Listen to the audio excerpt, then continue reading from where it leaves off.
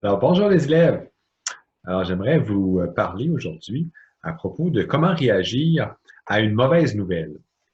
Donc, à l'aide d'un texte que nous allons lire, nous allons regarder euh, une mauvaise nouvelle et comment, parmi l'histoire, ils ont réagi à cette situation. Peut-être toi aussi, tu as déjà vécu des situations difficiles, des situations stressantes, des situations changeantes.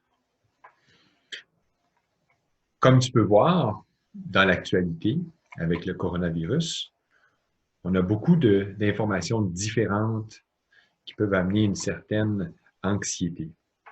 Peut-être même que ces informations t'ont enlevé une partie de ta joie, enlevé l'espoir, hein, ou bien la paix que tu peux avoir à la maison. Euh, Peut-être as-tu trouvé du réconfort par le partage, la bienveillance ou l'amitié parmi les membres de ta famille.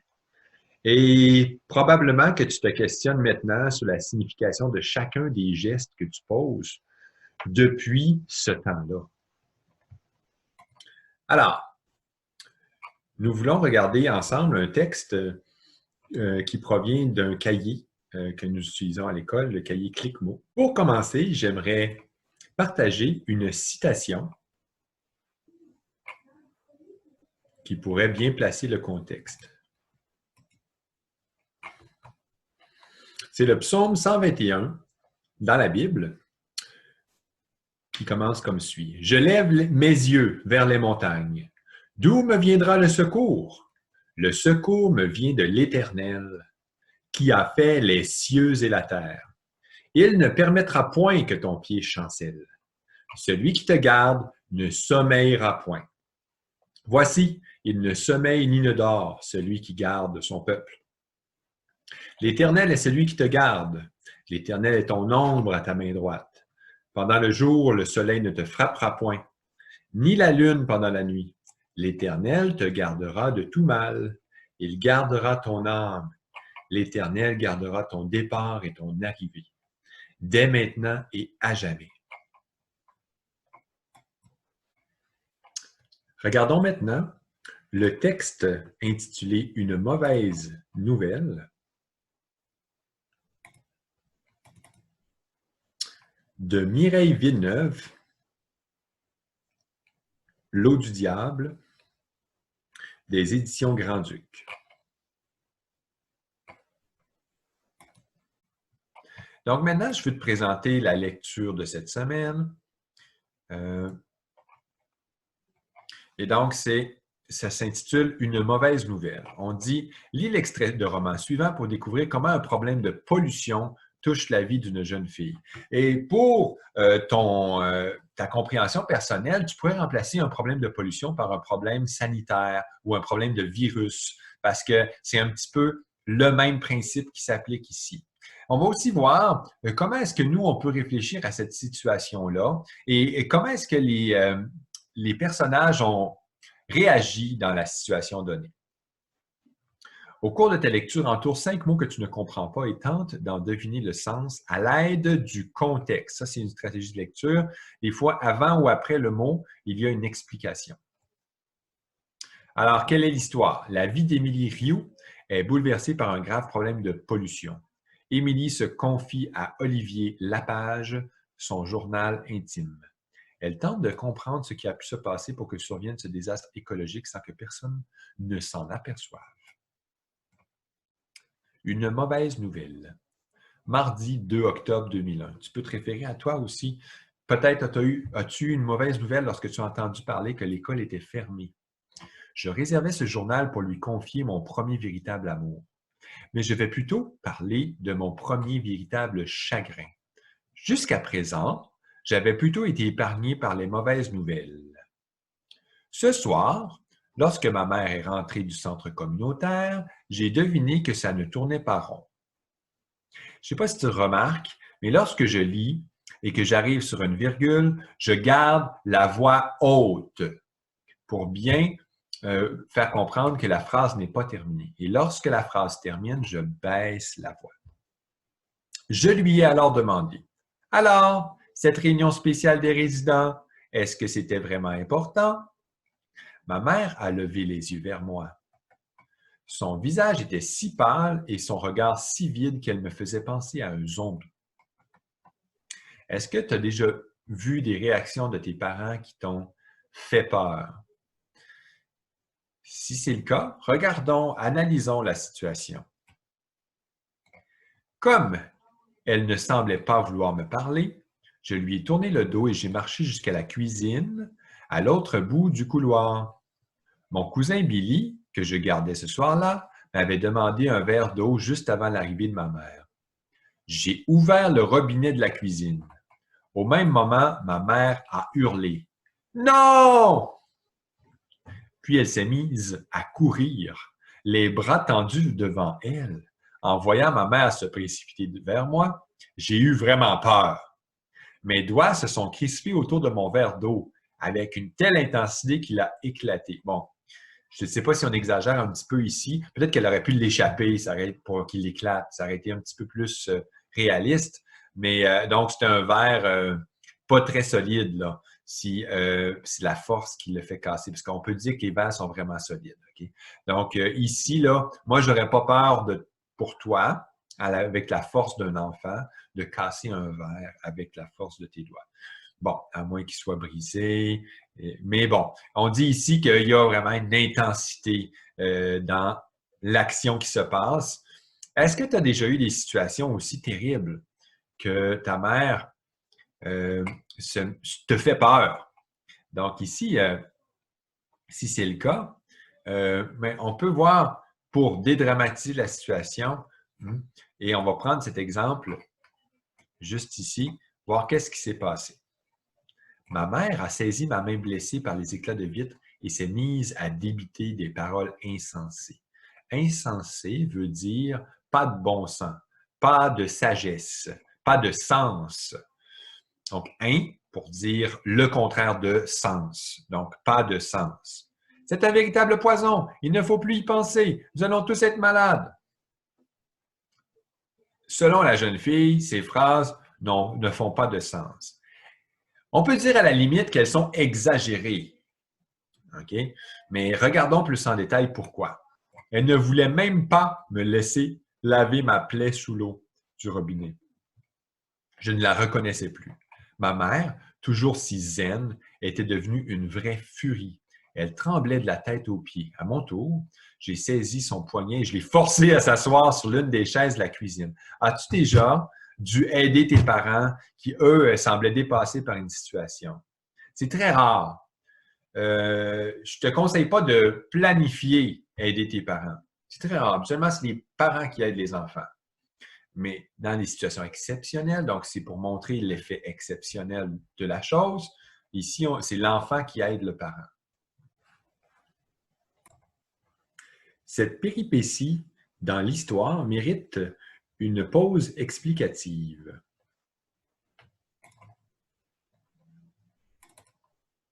Connais-tu la peur? La peur est une émotion ressentie généralement en présence ou dans la perspective d'un danger ou d'une menace. En d'autres termes, la peur est une conséquence de l'analyse du danger et permet à la personne de le fuir ou de le combattre. Également connue sous le terme la phobie et réponse combat-fuite. Donc, c'est le choix que la personne a. Tu peux observer ici la peur dans le visage de l'enfant.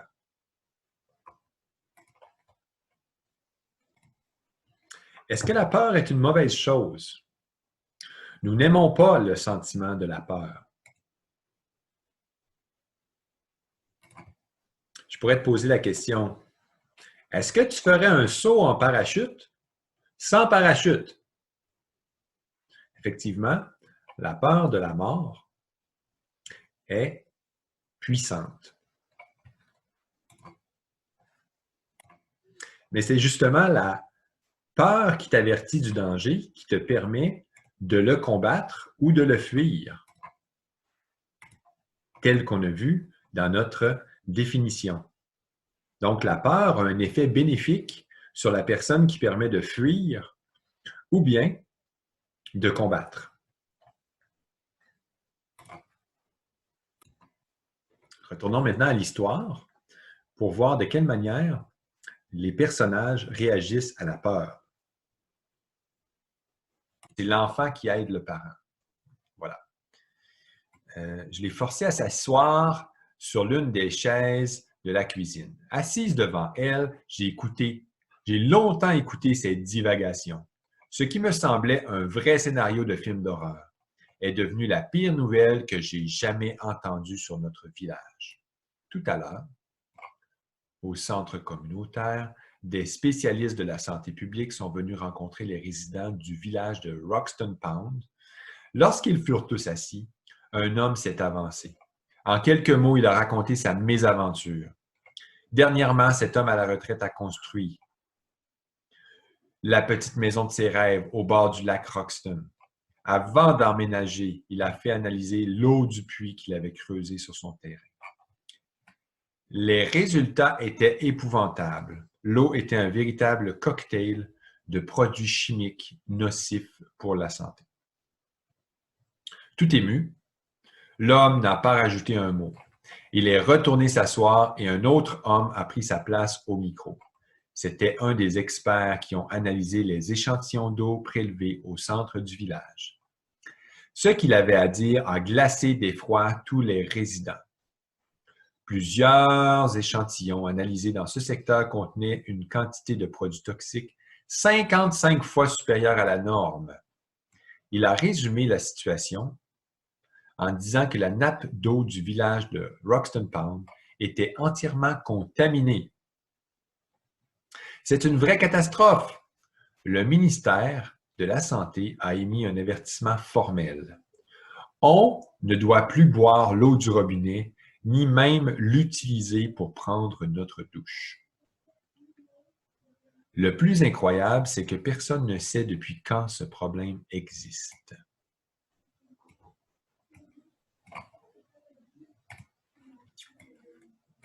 Mais maman, nous sommes à 2 kilomètres du centre du village. Notre nappe d'eau souterraine n'est peut-être pas contaminée, me suis-je exclamé. Ma mère a levé ses yeux tristes vers moi et a répondu. Personne ne peut dire jusqu'où s'étend le problème, ni ce qui va arriver au fur et à mesure que l'eau s'écoulera dans le sol. Un long silence a suivi ces paroles. Moi, qui suis toujours si optimiste, je ne savais plus quoi inventer pour dédramatiser la situation. Mon cousin Billy est arrivé en courant dans la cuisine. « Mon verre d'eau » a-t-il demandé avec sa politesse habituelle. En fait, « Mon verre d'eau » a-t-il demandé avec sa politesse habituelle. Donc, quand on lit la fin d'une phrase, ça nous donne une indication sur comment est-ce qu'on devrait lire le dialogue. Donc ici, il était très poli, le garçon. En apercevant le verre brisé, ma main blessée et nos visages défaits, il a multiplié les questions. Qu'est-ce qui t'est arrivé? La réunion est terminée? Jusqu'à quelle heure je reste ici? Tout en servant un verre de limonade, nous lui avons expliqué que l'eau était devenue non potable.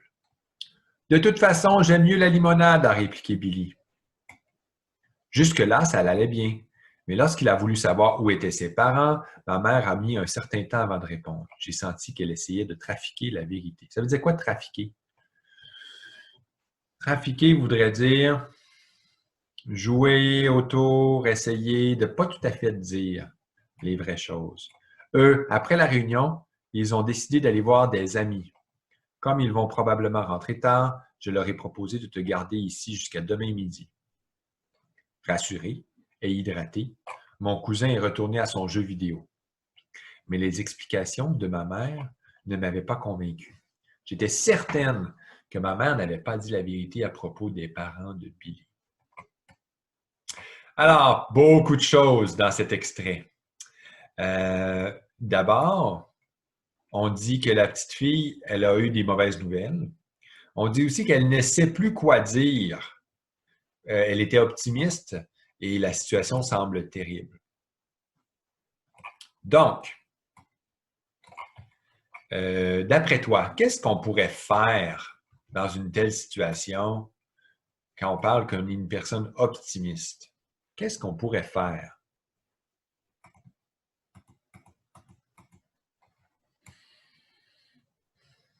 On dit que l'eau est un véritable cocktail de produits chimiques nocifs pour la santé.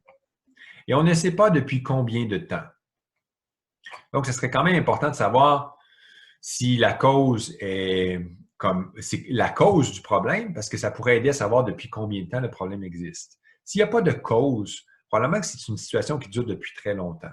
Peut-être que les normes pour la sécurité sont très élevées, mais on peut peut-être parler à des personnes âgées et se renseigner que ces personnes âgées ont toujours bu de cette eau et ont vécu une très longue vie, peut-être jusqu'à 90 ans. Donc, bien sûr, quand on nous avertit que quelque chose est mauvais, on va arrêter d'en prendre. Mais pour dédramatiser la situation, peut-être qu'on pourrait se renseigner à savoir la cause. Et les gens qui vivent depuis longtemps à Roxton Pond, de quelle façon s'hydrataient-ils? Est-ce qu'ils buvaient de l'eau? Si oui, alors, soit que ce n'est pas trop nocif pour la santé, sans décider d'en boire, ou bien c'est une situation récente. Donc, on est content d'avoir l'information pour bien réagir. Maintenant, comment est-ce que tu pourrais réagir à une telle situation?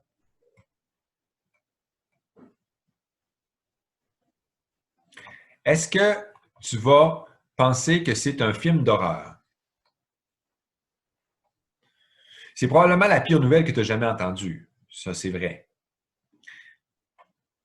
Est-ce que tu vas dire que toute ta famille va devenir malade? Est-ce que tu vas essayer de faire comme l'autruche, mettre ta tête dans le sable et ne plus y penser? Est-ce que tu vas stresser et casser de la vitre? Est-ce que tu vas appeler ton eau que tu buvais hier un poison? Alors, la Bible dit que le sage médite ses paroles avant de parler. Ça peut aider. Des fois, quand on est trop stressé, on peut amener les autres à moins bien vivre ce moment.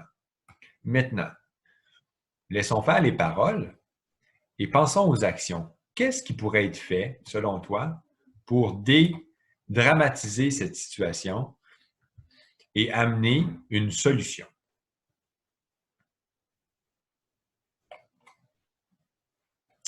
Un long silence a suivi ces paroles. Moi qui suis toujours si optimiste, je ne savais plus quoi inventer pour dédramatiser la situation. Alors, bien sûr, il faut faire confiance aux autorités qui ont d'abord indiqué le problème. Il y aura des gens qui vont travailler et lui donner des informations. Tout comme dans la situation du coronavirus, les experts nous donnent des informations et on va suivre leurs recommandations. Donc, ça, c'est une première dédramatisation de la situation. Ensuite, est-ce que c'est une bonne idée de mentir pour cacher une partie de la vérité?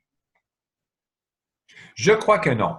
Par contre, est-ce qu'on est obligé de raconter en détail le stress que nous vivons par rapport à l'information qui est trop difficile à comprendre pour un enfant? Pas non plus. Donc, est-ce que tu peux comparer la façon dont on a présenté la situation à Billy et la façon dont on a présenté la situation à l'héroïne, la petite fille? Il y a vraiment une grosse différence. Qui sera moins stressé entre les deux? Pour les adultes, on parlerait même de cheveux blancs. Alors, ça peut t'indiquer aussi comment agir avec les autres personnes dans des situations stressantes. Alors, qu'est-ce qu'ils ont fait avec Billy? Est-ce qu'ils l'ont empêché de boire? Non. Ils lui ont servi un verre de autre chose. Donc, ça pourrait être la réaction première, dire « Ah, c'est-à-dire que depuis maintenant, nous avons énuméré dans cette histoire certaines actions qui ont été posées par les personnages pour réagir suite à la mauvaise nouvelle et gérer la peur qui survenait dans la situation dangereuse. Par exemple, la jeune fille écrivait dans son journal. De même, toi, avec la situation du coronavirus, tu peux prendre certaines mesures à ta portée, telles que se laver les mains, faire attention de ne pas contaminer les autres personnes.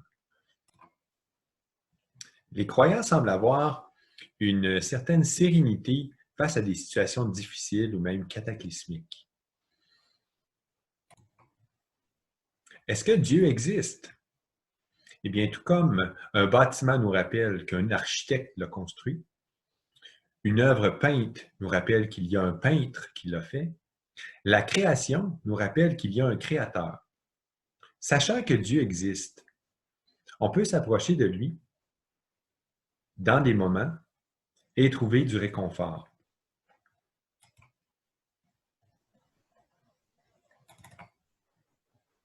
En réponse, dans Actes 16, 31, les apôtres répondent: « Crois au Seigneur Jésus et tu seras sauvé, toi et ta famille. »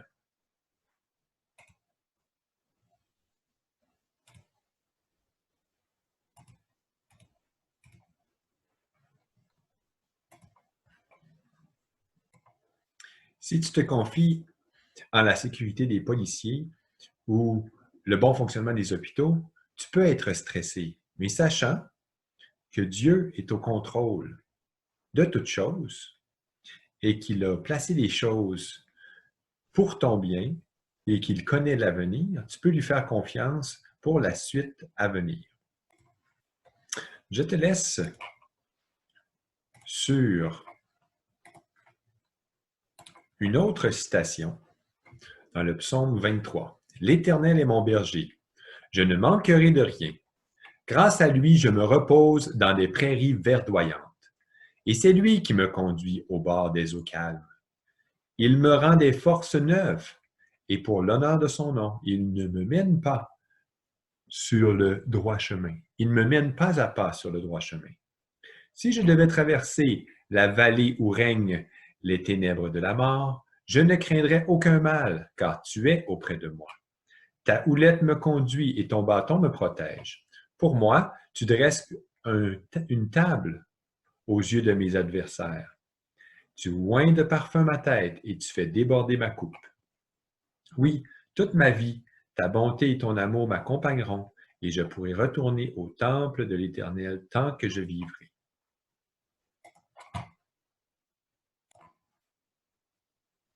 Alors, comment réagir à une mauvaise nouvelle? En faisant entrer la bonne nouvelle et en la faisant germer dans ton cœur. Jésus existe et il est mort pour toi il y a très longtemps. Il désire t'accompagner et t'aider à vivre la plus belle vie que tu peux vivre. Prends cette invitation et invite-le dans ta vie.